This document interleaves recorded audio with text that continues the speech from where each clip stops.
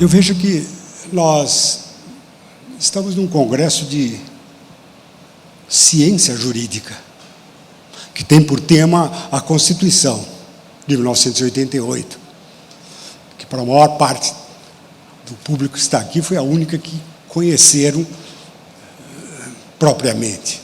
Eu nasci sob a égide da Constituição de 1937, em 1941, vou fazer 77 anos. Passei pela Constituição de 46, foi essa Constituição que eu estudei.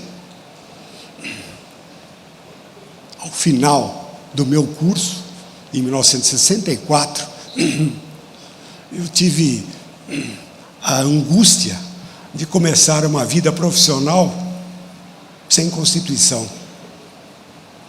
Demorou um tempo até entender o que tinha acontecido. Nós não tínhamos mais a Constituição de 46 como a primeira norma. A primeira norma era aquilo que se chamava o ato institucional, que não tinha número.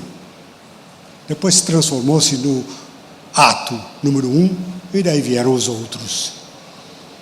Finalmente, a Constituição de 67, que teve uma vida curta, e virou a Constituição da Emenda, de 69. Foi sob a égide dessa Constituição da Emenda que eu tive a maior parte da minha vida profissional.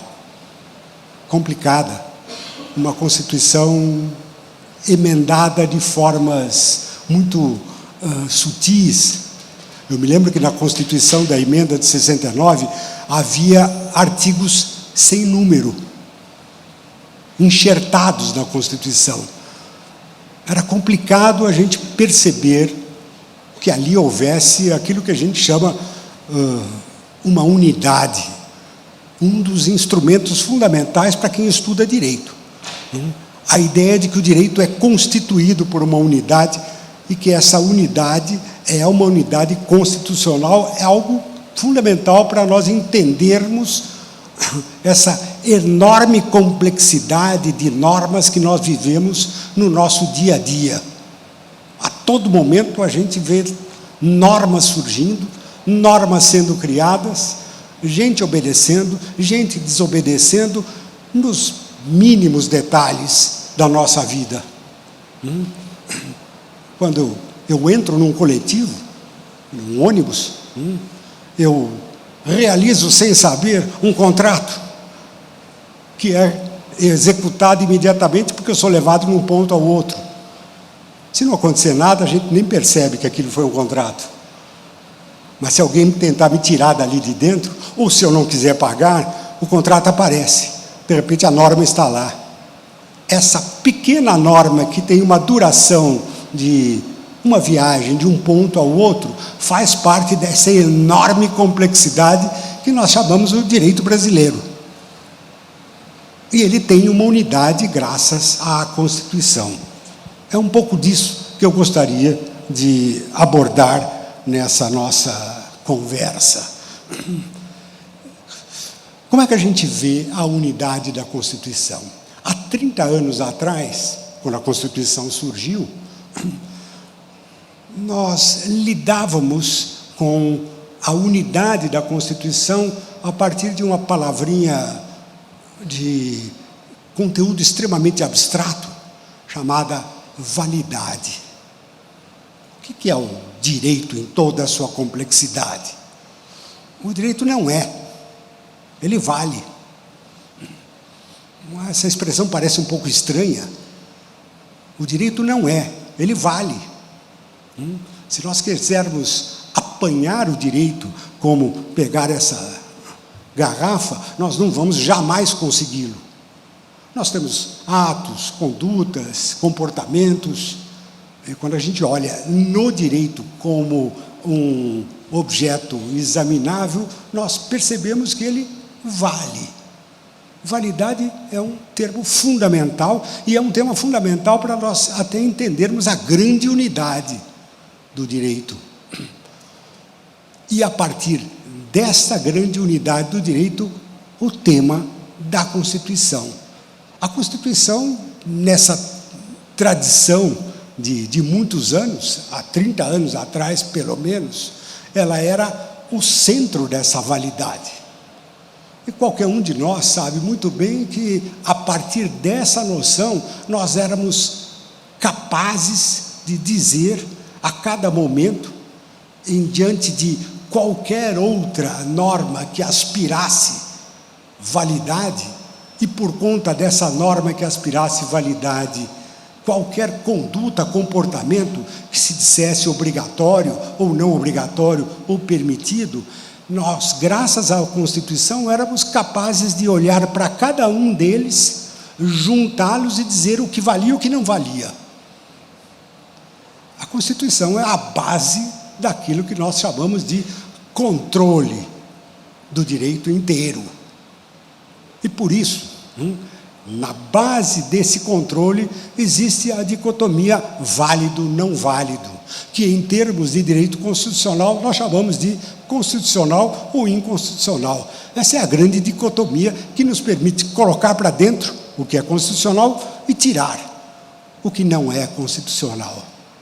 Com isso, nós atribuíamos à noção de validade um sentido bastante correto, ou pelo menos fácil de ser apreendido. Todo o direito podia ser visto como uma grande sistematização da vida normativa, de tal maneira que o que estava dentro valia, o que estava fora não valia. Constitucional, o que estava dentro; inconstitucional, o que estava fora. O exercício do controle da constitucionalidade se dava em cima dessa dicotomia. Eu digo se dava em cima dessa dicotomia há 30 anos atrás, quando a Constituição de 88 aparecia, não estou falando das outras, porque esse tema hoje é um tema que está sofrendo uma enorme inflexão. O mundo de 30 anos atrás mudou. O mundo de hoje não é mais o mundo de 30 anos atrás. E mudou muito depressa, porque mudou em 30 anos. Que mundo é esse que nós enfrentamos e que certamente é muito diferente daquele de 1988? Existem alguns fenômenos nesse mundo que nós vivemos, que talvez chame a atenção para as mudanças que nós observamos. Uma delas é uma certa transformação naquilo que nós chamamos de movimentos de protesto. Acho que todo mundo aqui sabe o que é movimento de protesto e provavelmente já participou de alguns deles. Há 30 anos atrás, movimentos de protesto tinham um endereço muito preciso. Eu diria que quase todos, se não todos os movimentos de protestos tinham um endereço certo: o Estado. Os movimentos de protesto eram movimentos políticos com o endereço do Estado. Movimentos de protesto não se voltavam contra a entidade política por excelência. Hoje não. Hoje a gente vê movimentos de protesto diante de um hospital, movimentos de protesto diante de uma federação das indústrias, movimentos de protestos diante de um partido político, mas movimentos de protestos numa fazenda que está sendo desapropriada ou apropriada de novo. Os movimentos têm vários endereços, não é mais só o Estado. Isso é significativo. Mudou o modo como se protesta. Por outro lado, nós também percebemos uma mudança curiosa no ressurgimento de alguma coisa que aconteceu depois da Segunda Guerra Mundial, chamada direito natural. Depois do nazismo e dos horrores do nazismo e do fascismo, o ressurgimento do direito natural parecia uma fórmula pela qual nós voltávamos a insistir e falar na dignidade da pessoa humana, nos direitos fundamentais. Isso era alguma coisa extremamente importante. No longo dos anos, depois dos anos 50, 60, esse direito natural foi quase que desaparecendo como um objeto forte de estudo. Por assim dizer, como se a gente se acostumasse a ter direitos e eles fossem desaparecendo em vida e em importância. Hoje eles ressurgem, mas ressurgem de um modo diferente do que ressurgiram em 1945, 46, 47. Naquela época era uma bandeira contra o nazifascismo. Hoje eles ressurgem de uma maneira sutil, dentro daquilo que nós chamamos, na linguagem jurídica, de ponderação de princípios. Com ponderação de princípios, de repente, os direitos naturais, sem que eles sejam nomeados desse jeito, surgem dentro da argumentação jurídica e no modo de decidir dos nossos juízes. Essa também é uma modificação importante no campo jurídico. Finalmente, uma terceira modificação importante é que nós, por assim dizer, estamos perdendo a sensibilidade para a ideia da Constituição como uma unidade. Propriamente dito, nós não temos mais uma Constituição. Nós temos várias Constituições. Eu me lembro que quando saiu a Constituição, ela foi promulgada, de 1988, me reuni com alguns colegas e começamos a pensar, preciso fazer comentários à nova Constituição. Onde está o nosso Pontes de Miranda, que vai comentar a Constituição de 88? Ele já havia morrido. Onde é que está o grande constitucionalista que vai comentar essa Constituição? E o consenso entre nós foi: é impossível essa figura. Não existe mais um constitucionalista capaz de comentar com rigor e propriedade a Constituição inteira. Você precisa de vários especialistas, porque nós temos hoje, literalmente, uma Constituição política, uma Constituição econômica, uma Constituição previdenciária, uma Constituição financeira, uma Constituição do meio ambiente, uma Constituição do trabalho. Nós temos muitas Constituições da mesma Constituição.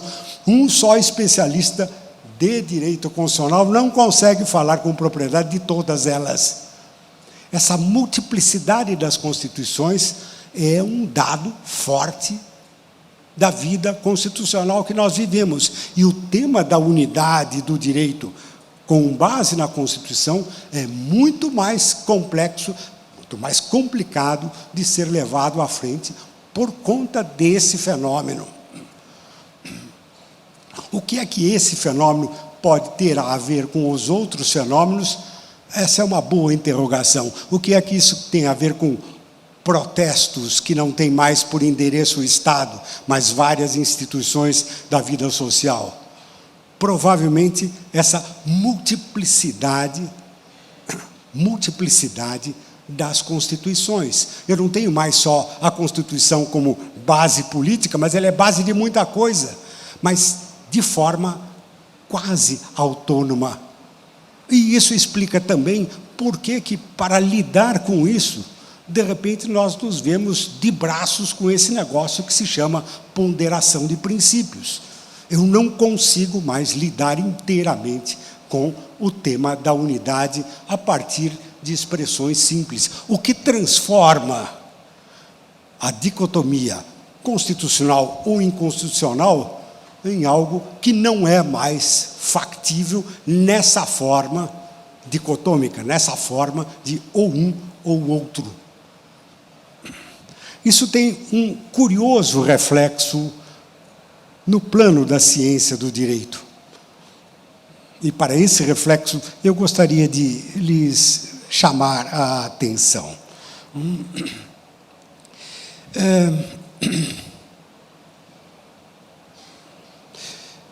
Eu vou mencionar um caso curioso, mas curioso mais porque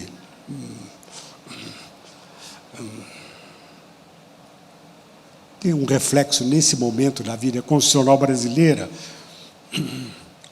embora não seja nenhum fato ligado àquilo que todo mundo tem à sua mão no seu dia a dia, mas que se refere a um tema de direito tributário. Existe uma lei de 1988, na época da Constituição, que instituiu a chamada contribuição social sobre o lucro das empresas. Essa lei de 1988, sobre o lucro das pessoas jurídicas, das empresas, logo que ela apareceu, fez com que algumas empresas começassem uma espécie de agenda constante de impugnação de alguns dos seus artigos. Algumas empresas tiveram êxito. Eu não vou entrar no detalhe tributário porque não interessa. Eu me lembro que, por volta de 1989, 90, 91, mais ou menos nessa época, começaram a surgir declarações de inconstitucionalidade de alguns artigos dessa lei. Entre esses artigos dessa lei, sem entrar em conteúdo nenhum, foram declarados inconstitucionais o artigo 8º e o artigo 9º. Não interessa o que eles diziam. Eles foram declarados inconstitucionais, como diz a técnica jurídica, incidentalmente.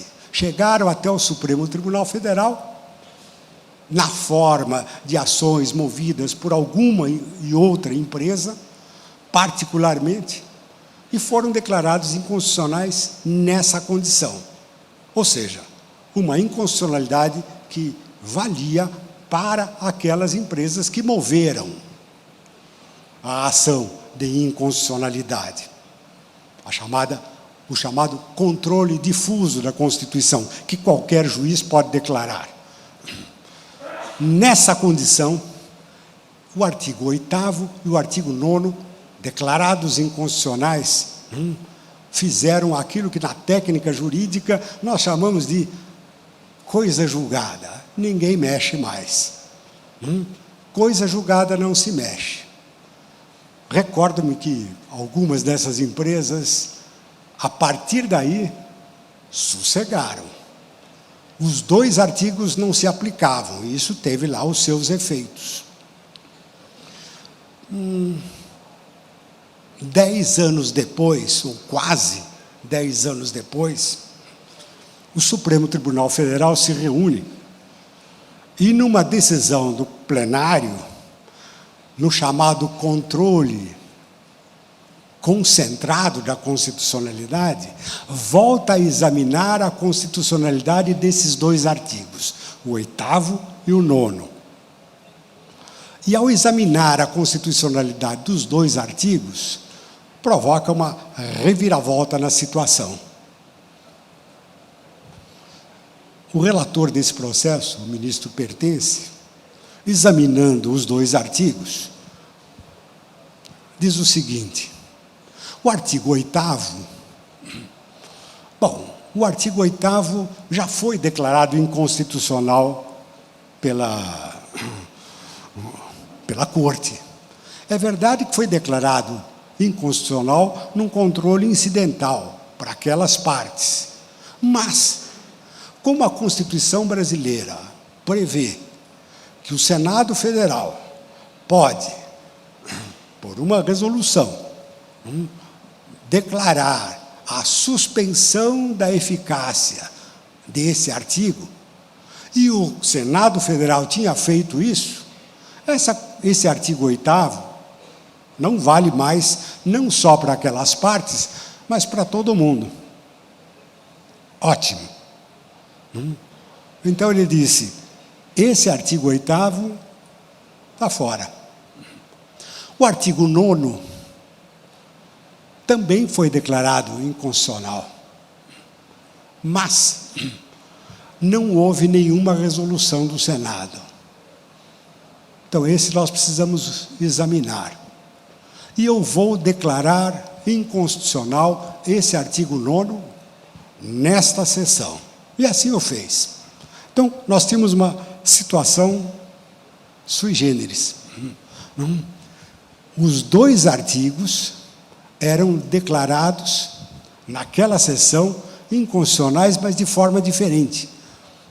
Uma, simplesmente porque já tinha sido declarado inconstitucional, nem precisava ser examinado. O outro não, o outro tinha que ser declarado naquela sessão. O que acontecia nessa situação? Bom, o que aconteceu nessa situação é que um dos outros ministros, o ministro Marco Aurélio,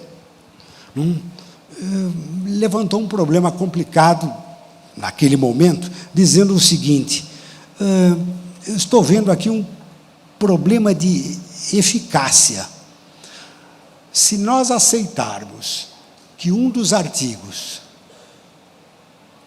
a gente nem precisa examinar, o artigo 8º, mas o outro a gente precisa declarar inconstitucional, como uma declaração de inconstitucionalidade, por presunção, transforma a lei nula desde que ela nasceu, mas não a declaração feita pelo Senado, nós estamos agora com um problema aqui. Uma norma declarada inconstitucional deixa de valer desde quando ela nasceu. A outra é inconstitucional, mas a partir do momento em que ela foi declarada pelo Senado Federal. Está muito confuso isso, disse ele. Nós temos uma problemática de eficácia. Pois bem, eu estou mencionando isso para tocar num ponto curioso trazido pela multiplicidade das constituições. Eu não tenho mais só a Constituição como base política, mas ela é base de muita coisa, mas de forma quase autônoma. E isso explica a longa tradição do direito e do direito brasileiro é que uma norma declarada inconstitucional é nula desde que ela nasceu. Então, nunca produziu nenhum efeito. E se algum efeito produziu no passado, esqueçam, esse efeito não existe mais. Hoje em dia não é mais assim. A gente sabe disso. Examinando, e o Supremo examinando essa questão de como lidar com esse princípio que vem da Constituição americana, não? A norma inconstitucional não valeu nunca, não? Começou a perceber problemas que isso ia gerando no estado que nós vivemos hoje em dia. E que problemas são esses? Vou citar um caso paradigmático. Havia sido criado, já debaixo da Constituição de 88, um município na Bahia. Foi criado esse município na Bahia com a intenção firme de existir um novo município. Passados 4 anos, o município existia, tinha vereadores, muita gente tinha sido eleita, tinha funcionários públicos. A vida correu dentro desse município a toda, como em qualquer município brasileiro. 4 anos depois, o Supremo se vê confrontado com um pedido de declaração de inconstitucionalidade da norma que tinha criado o município. 4 anos depois. E agora? O Supremo, examinando as condições de validade da criação do município, percebeu que, de fato, ele tinha sido criado contra as normas da Constituição de 88. Portanto, era inconstitucional. E se era inconstitucional, ele não existia desde quando ele foi criado. Parece uma coisa simples. Na situação de há 30 anos atrás, o município, que há 4 anos existia, nunca teria existido. E ponto final. Mas, de repente, como se o mundo de fato tivesse mudado, nós ficamos a olhar o que tinha acontecido. E o que fazer com vereadores que durante 4 anos verearam, receberam dinheiro pelo seu trabalho, promulgaram normas. O que fazer com essas normas que foram promulgadas e obedecidas, e algumas desobedecidas, e por conta de desobediência, muita gente foi punida. Quem teve que pagar multa, o que eu faço? Devolvo as multas? Como é que eu lido com toda a vida municipal de 4 anos? Apago isso? Foi por essa época que surgiu uma ideia de flexibilizar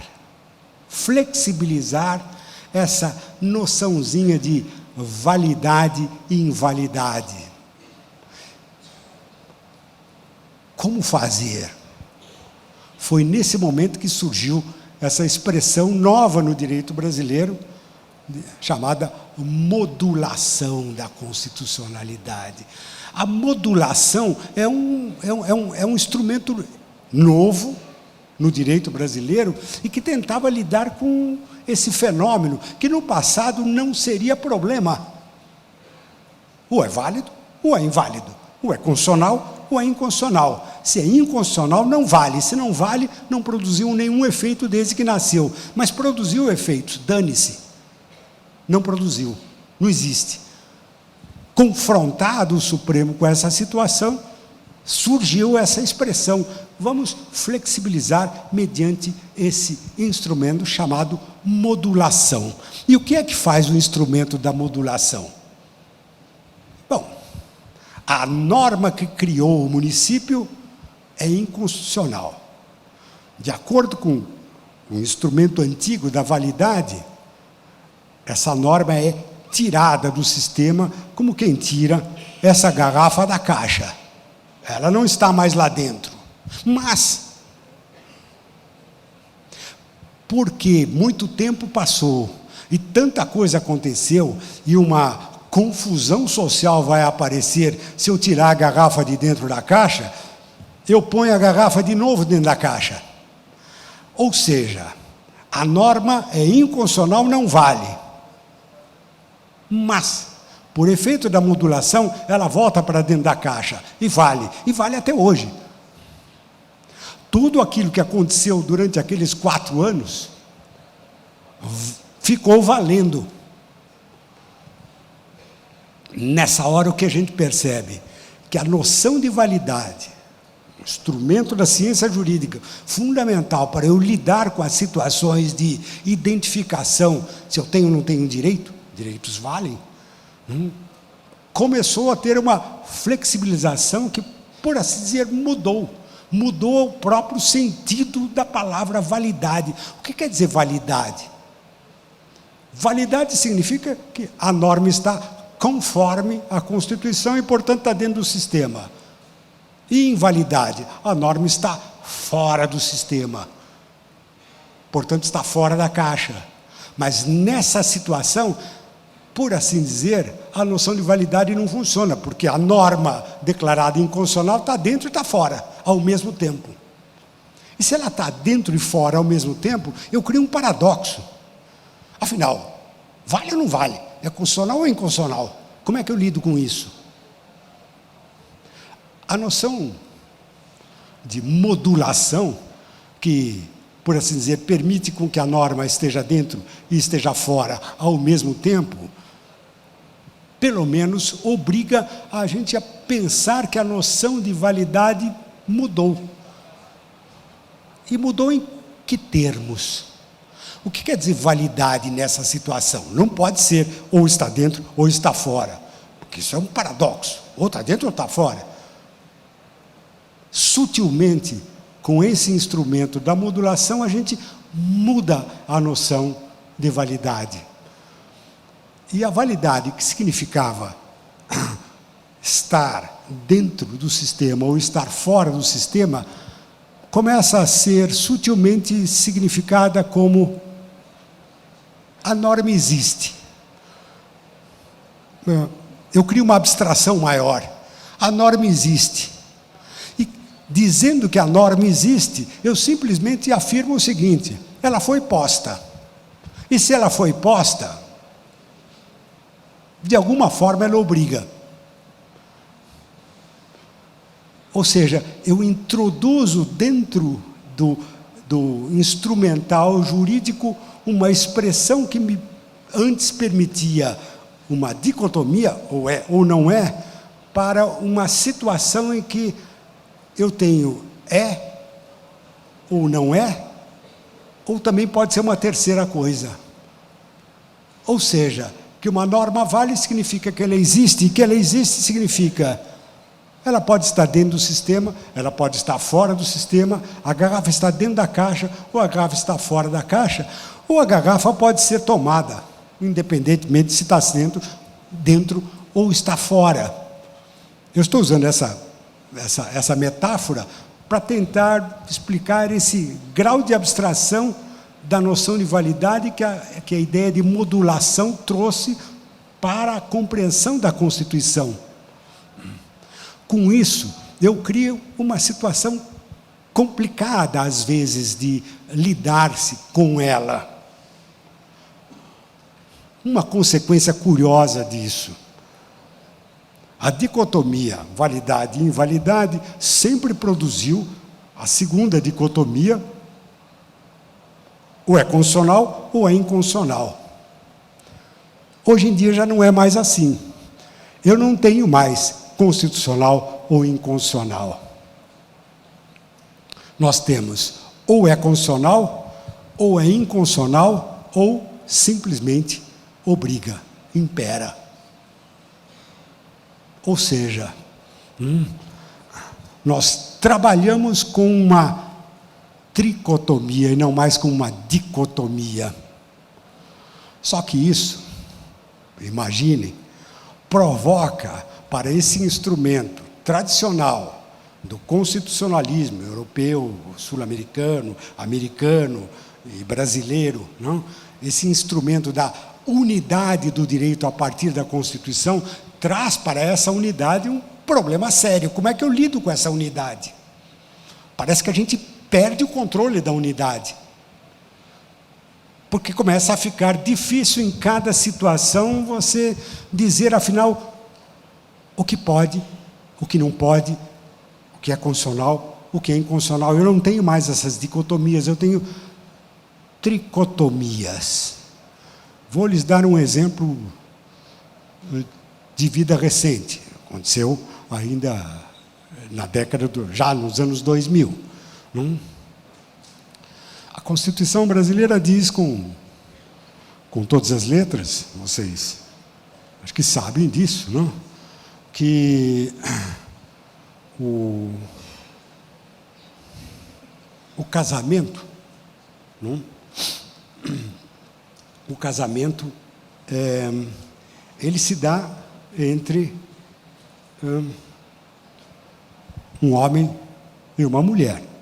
O casamento é a base da família e se dá entre o homem e a mulher.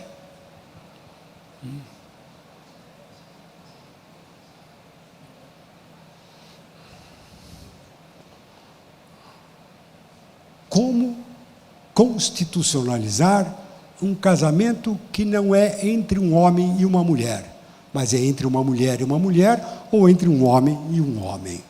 Como lidar com isso? É um terceiro gênero. Como é que eu lido com esse terceiro gênero?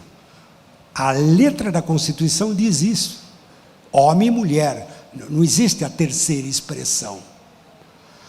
Como é que a gente lida com isso, mantendo a unidade da Constituição? Ou seja, o casamento entre um homem e uma mulher é constitucional, O casamento entre a mulher e o homem é constitucional, mas o casamento entre a mulher e entre o homem também é constitucional. Do ponto de vista lógico, isso não fecha. Como lidar com isso? Aí é que entra esse negócio chamado ponderação de princípios. O que é ponderação de princípios? Nesse caso do casamento homoafetivo, a ponderação de princípios funcionou da seguinte maneira. A letra da Constituição fala homem e mulher. Não tem um terceiro.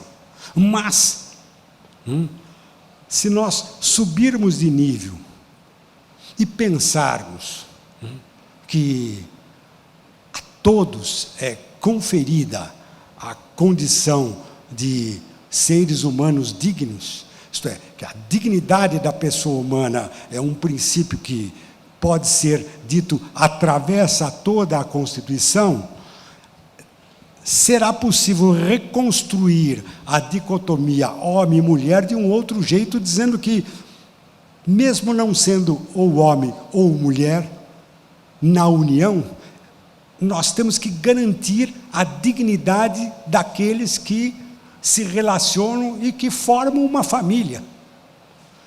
Com esse artifício de pensamento, você puxa um princípio, o princípio da dignidade da pessoa humana, e faz com que aquela relação estritamente literal, que parecia uma oposição intransponível, uma transposição factível. E foi isso que foi feito.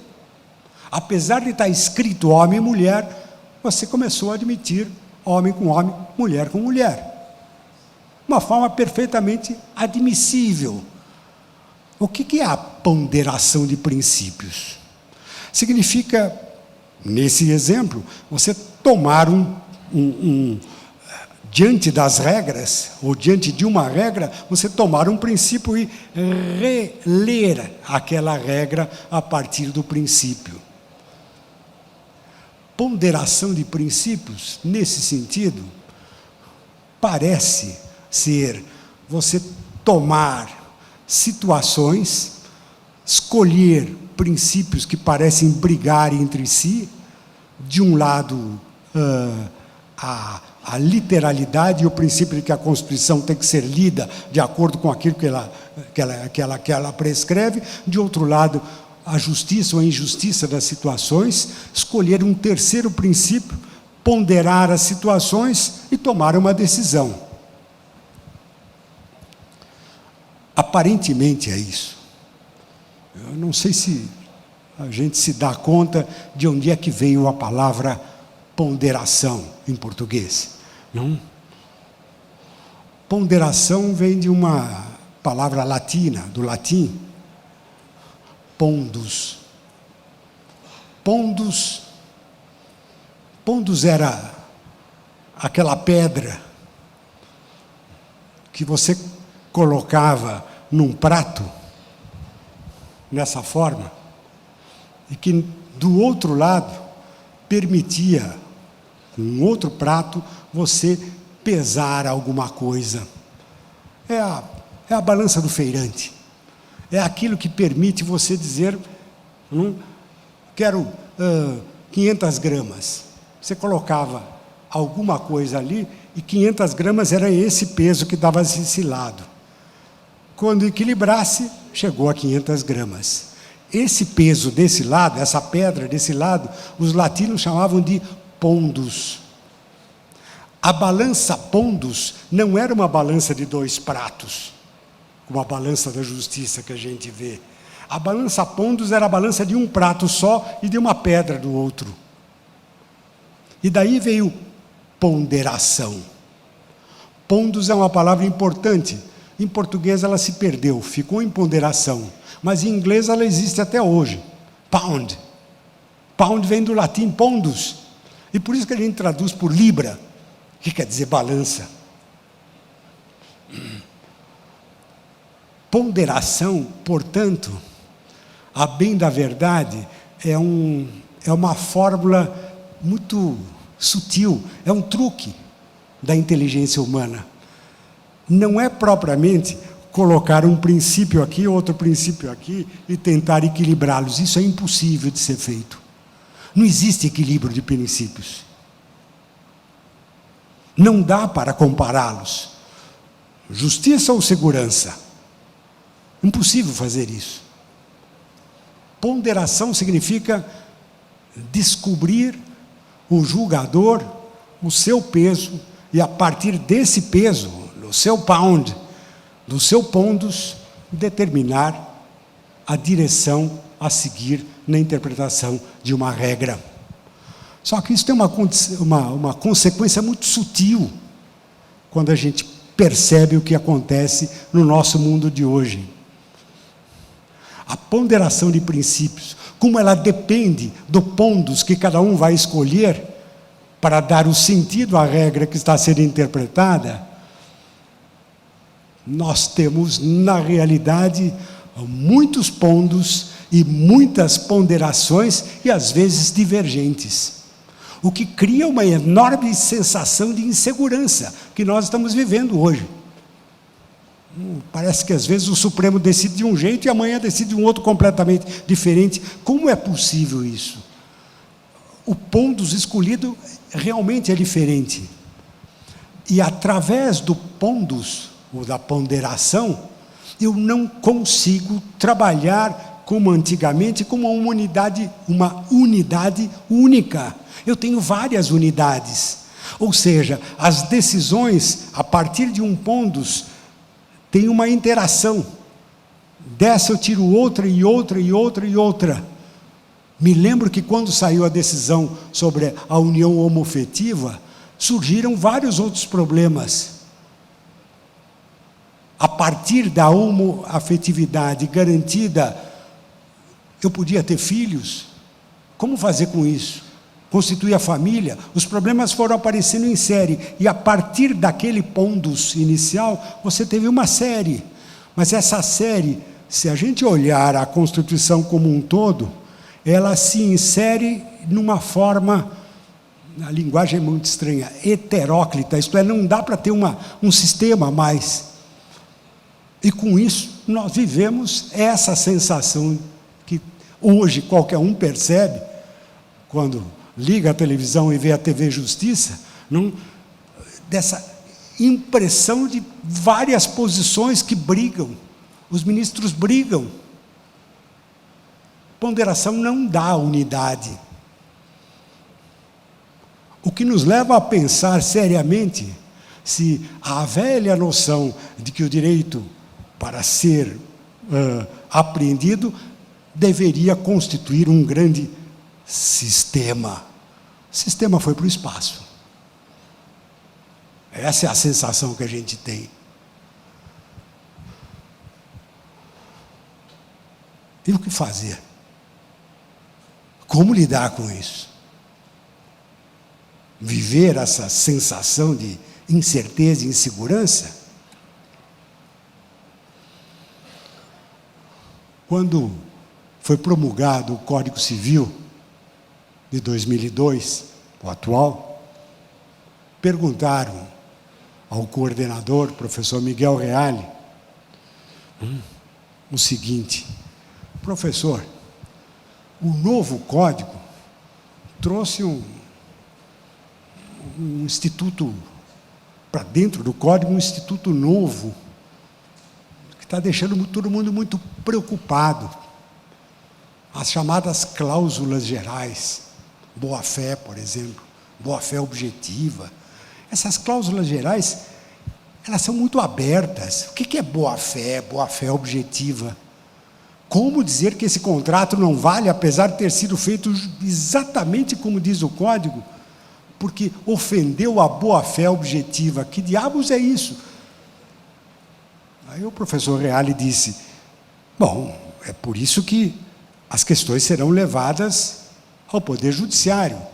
Sim, mas com essas cláusulas tão abertas, princípios, com essas cláusulas tão abertas, como é que a gente vai sobreviver? E a resposta dele foi: precisamos confiar mais nos nossos juízes. É isso aí. Muito obrigado.